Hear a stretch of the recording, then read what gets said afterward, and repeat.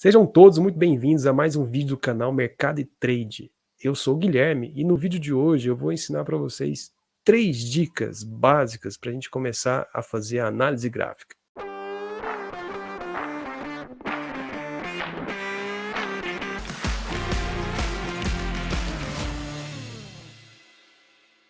A análise gráfica ela é feita em cima de um gráfico de candlestick. Se você ainda não sabe o que é um candlestick, eu vou deixar aqui com vocês um cardzinho perto do logo do canal com um vídeo específico que a gente falou só sobre candlestick. Resumidamente, o candlestick é a representação gráfica de duas informações, o preço e o tempo. Não se esqueça de deixar aquele like e vamos direto para as dicas. A dica número 1 é importante você saber identificar o que é um topo e um fundo. Caso você não saiba, eu vou te ensinar aqui agora. Vamos para o gráfico. Aqui no gráfico, na parte central, eu desenhei a representação de 3 candles, um do lado do outro. Vamos colocar aqui que esse aqui é um gráfico diário. Então essa representação seria um exemplo de um fundo. E como que eu sei que esse cara aqui é um fundo? Ele é um fundo porque a mínima do primeiro candle está maior do que a mínima do segundo e a mínima do segundo está menor do que a mínima do terceiro. Então o fundo é essa representação aqui. Na parte oposta, nós temos o topo. Então, como que ele seria? Como a gente pode ver na segunda parte do desenho, a gente tem aqui 3 novos candles em que a máxima do primeiro candle ela é menor do que a máxima do segundo candle. E a máxima do segundo candle ela é maior do que a máxima desse terceiro candle. Então aqui nós temos a representação de um topo. Pessoal, vamos olhar aqui no gráfico diário do Ibov, a gente encontra os topos e alguns fundos. A gente vê aqui nessa região do gráfico, a gente vê o candle 1 está com a sua máxima menor do que o candle 2. E esse candle 2 está com a sua máxima maior do que o candle 3. Então aqui é um exemplo de um topo. A gente vê um outro topo aqui também, máxima do candle 1 menor do que a máxima do candle 2. E a máxima do candle 2 maior do que a máxima do candle 3.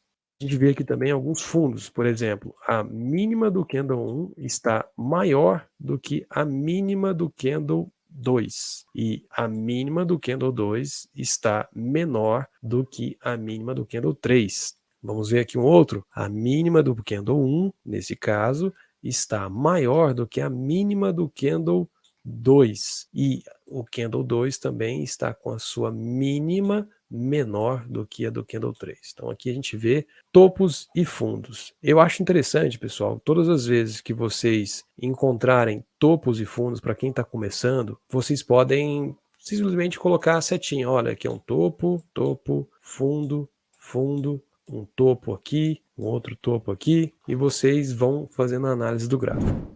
Segunda dica que eu deixo com vocês é saber identificar pontos de suporte e resistência. Se você não sabe o que é um suporte e resistência, vamos comigo aqui no gráfico.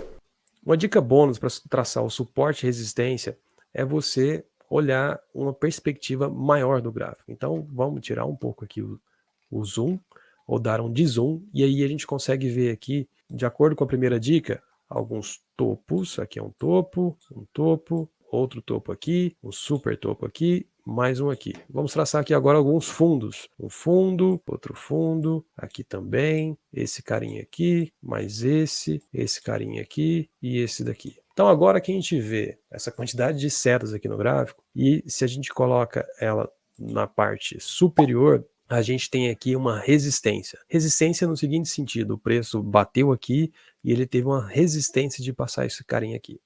E se a gente coloca essa linha na parte inferior, unindo aqui a maior quantidade de topos e fundos possíveis, a gente tem aqui um suporte. Isso quer dizer que o preço ele vai cair até essa parte e ele vai ter dificuldade de passar esse preço, ou seja, ele vai ter um suporte aqui para voltar a tentar subir. E a gente consegue ver aqui então alguns pontos, algumas zonas que faz com que o preço ele tenha dificuldade de ultrapassar e também tem dificuldade de cair. Aqui a gente pode perceber, por exemplo, que essa reta aqui que eu tracei, eu vou inclusive colocar ela de uma outra cor, colocar ela aqui de um vermelho e vou tentar também aumentar aqui o tamanho dela.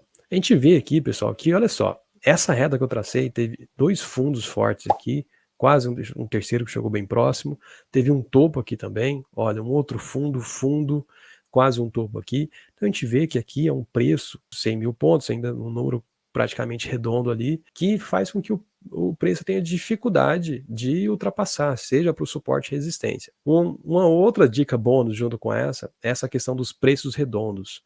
Quando a gente tem 100 mil, 110 mil, no caso aqui do Ibov, são preços que faz com que o próprio comportamento aqui do preço tenha dificuldade de passar. Então aqui a gente vê algumas zonas assim que ajudam a gente tentar entender como que são as possibilidades que esse preço aqui ele pode se desenvolver.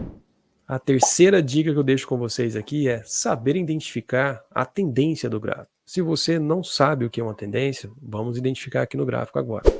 Eu limpei aqui o gráfico do Ibov, no gráfico diário que a gente estava analisando, para a gente conseguir analisar melhor. Para a gente identificar a tendência de um gráfico, a gente tem que olhar os seus topos e fundos. Eu vou pegar aqui uma ferramenta gráfica que são os canais. São 2 retas paralelas e com essas retas paralelas a gente vai tentar unir 2 fundos e um topo, ou o contrário, 2 topos e um fundo. Eu vou colocar aqui, eu vou pegar esse fundo aqui do Ibov e vou tentar unir aqui com esse segundo fundo. A gente tenta nesse processo, pessoal, abarcar o máximo de fundos possíveis e o máximo de topos possível. Então olha só, eu traçando esse canal aqui, e é um canal bastante extenso, pessoal, aqui a gente está falando de 300 dias, então seria uma espécie de uma tendência maior.